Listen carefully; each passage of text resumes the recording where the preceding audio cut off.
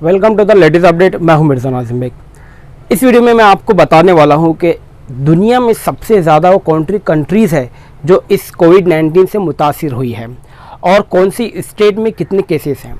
इसके अलावा मैं एक इम्पोर्टेंट बात आपको ये भी बताने वाला हूँ कि महाराष्ट्र में कितने पुलिसकर्मी, कितने पुलिस ऑफिसर जो अपने तय जिम्मेदारी निभाने के चलते कोविड-19 का शिकार हो गए हैं।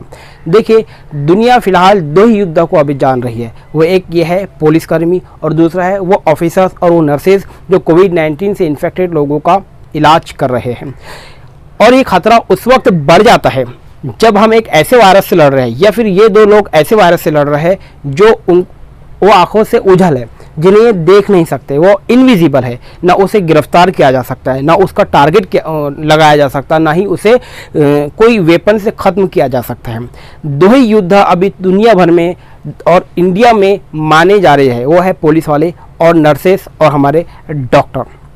अभी मैं आपको बता दूं कि दुनिया में सबसे ज़्यादा जो इन्फेक्टेड कंट्री है वो है अमेरिका। अमेरिका में कोविड-19 के जो पॉजिटिव केसेस है वो अब 19 लाख के करीब पहुंच गए हैं। अमेरिका दुनिया का सबसे पावरफुल मुल्क है और सबसे ज़्यादा यहाँ पर डेथ टोल भी यहीं की है, यानी अमेरिका में 1,09,000 के करीब मरने वालों की संख्या पहुँच गई है। अगर हम इंडिया की बात करते हैं तो हिंदुस्तान में सबसे ज़्यादा जो स्टेट वर्स्ट इफेक्टेड है कोविड-19 से वो है महाराष्ट्र में। महाराष्ट्र का जो आंकड़ा है, आज की अगर न्यूज़ देखते हैं हम तो 60,000 से ज़्यादा यहाँ पर कोविड-19 के पेशेंट पाए गए हैं। 60,000, जिसमें मुंबई में बहुत ज़्यादा इसका असर देखने मिल रहा है। मुंबई के एक इलाका है धारावी में एक 1600 से ज़्यादा लोग इन्फेक्टेड है। यहाँ पर जो धारावी है वो एशिया की लार्जेस्ट स्लम एरिया माना जाता है और यहाँ पर तकरीबन महाराष्ट्र में 2000 लोगों की मौत हुई है। अगर हम पुलिसकर्मी की बात करते हैं तो महाराष्ट्र में पिछले 24 घंटों में 131 पुलिसकर्मी इन्फेक्टेड पाए गए हैं। अब तक के सबसे बड़ा आंकड़ा है महाराष्ट्र के अंदर।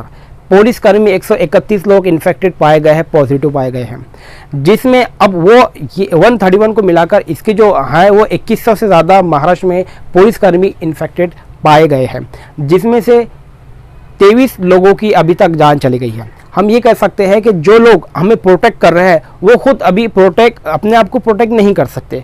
तो इस बात से आप अंदाज़ा लगा सकते हैं कि कोविड-19 कितनी खतरनाक वायरस है।